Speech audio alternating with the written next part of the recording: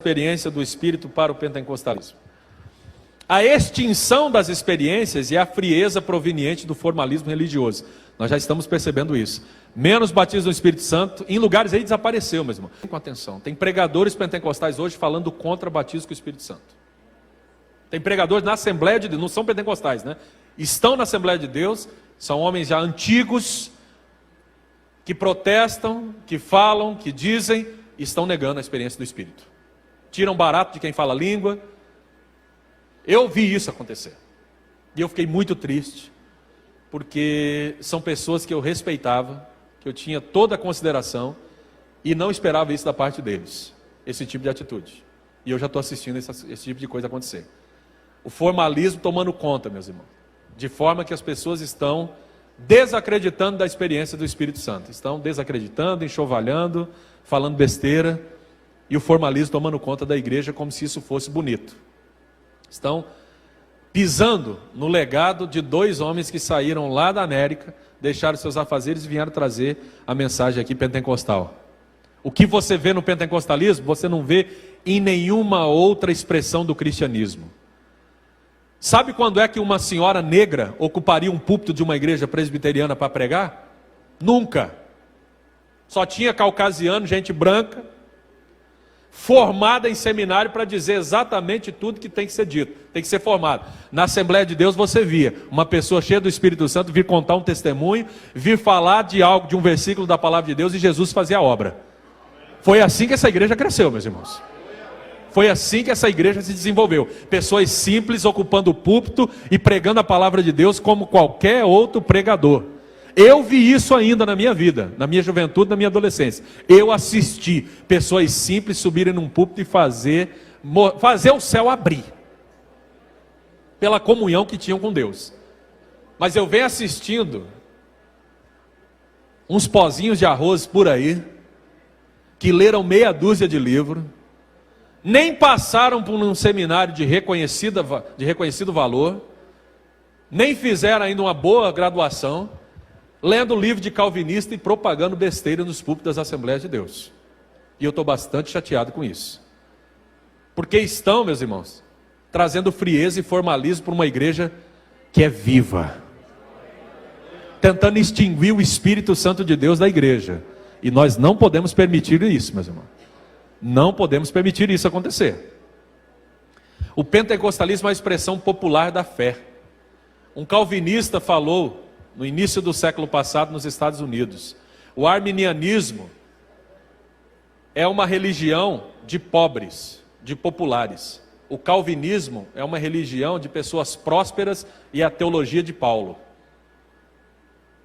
São preconceituosos, são discriminadores, e é por isso que não evangelizavam quando chegaram no Brasil. Precisou vir dois suecos que viveram na América para pregar o evangelho para nós aqui. Nós estamos hoje aqui porque alguém falou: eu vou popularizar o evangelho de Jesus. Não vou ser elitista, não vou ser partidário e vou levar o evangelho. Foi por isso que nós estamos aqui. Então, para mim é um absurdo ver agora pessoas se levantando e bradando contra o pentecostalismo dentro da Assembleia de Deus. E eu vou dizer de maneira bem clara: saia da Assembleia de Deus e vai para o presbiterianismo. E lá você vai ver eles pisarem em você, porque você não fala a língua deles lá. Lá você vai ser mais um para sentar no banco. Sabe por quê? Porque lá você vai ter que passar, meu amigo, dentro dos seminários dele, vai ter que pegar o caminho da política eclesiástica que tem lá do mesmo jeito, e eu quero ver começar do zero para chegar onde chegou aqui na Assembleia de Deus.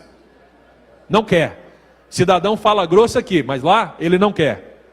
Entendeu? O pentecostalismo, meus irmãos, não pode perder sua crença no sobrenatural. Existe bizarrices? Existe, mas as bizarrices são corrigidas com a Bíblia. As bizarrices são corrigidas com o ensino. Aquilo que ultrapassa, aquilo que passa do limite, aquilo que ninguém em sã consciência e bom senso vai aprovar, é corrigido. Agora, cortar, duvidar, descrer, não, meus irmãos, de forma nenhuma. De maneira nenhuma nós podemos permitir isso. A Bíblia é um livro sobrenatural, que sempre acreditou no sobrenatural. Os milagres eram coisas que contrariavam as pessoas naquele tempo. Ressurreição, Tomé não acreditou que Jesus tinha ressuscitado, meus irmãos. Vocês tiveram algum transe aí, alguma visão, algum êxtase? Não acredito. Se eu não colocar o dedo, eu não acredito. Aí Jesus aparece para ele: vem cá, Tomé, coloca aqui. Nunca foi matéria de se crer com a lógica, sempre foi matéria de se crer com a fé. Se eu não tiver fé hoje para acreditar no sobrenatural, eu tenho que fechar minha Bíblia e fazer qualquer outra coisa, porque a Bíblia exige a crença no sobrenatural. E o pentecostalismo tem essa crença, meus irmãos. O pentecostalismo tem essa fé. O pentecostalismo acredita que o Espírito Santo de Deus age no nosso meio.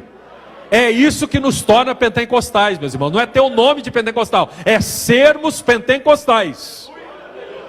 É falarmos em línguas, é termos profecia, é termos cura divina, é termos cânticos espirituais, é termos revelação, é termos tudo aquilo que o Espírito Santo de Deus pode e quer fazer na igreja.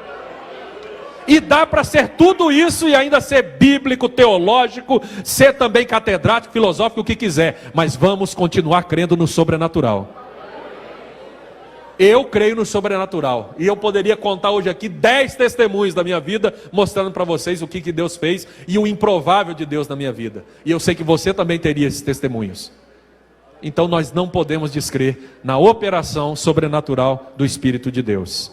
Por último, meus irmãos, o pentecostalismo é a única expressão do cristianismo até hoje que implementou os dois grandes princípios da reforma protestante, que é o sacerdócio universal dos crentes e o livre exame das escrituras. O que é isso aqui?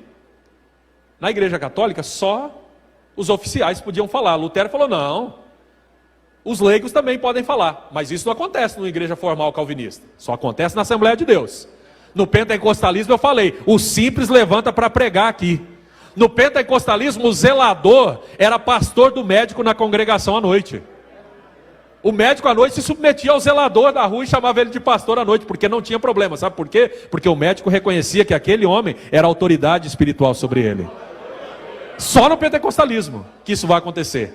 Mas estão tentando fazer isso sumir do nosso meio.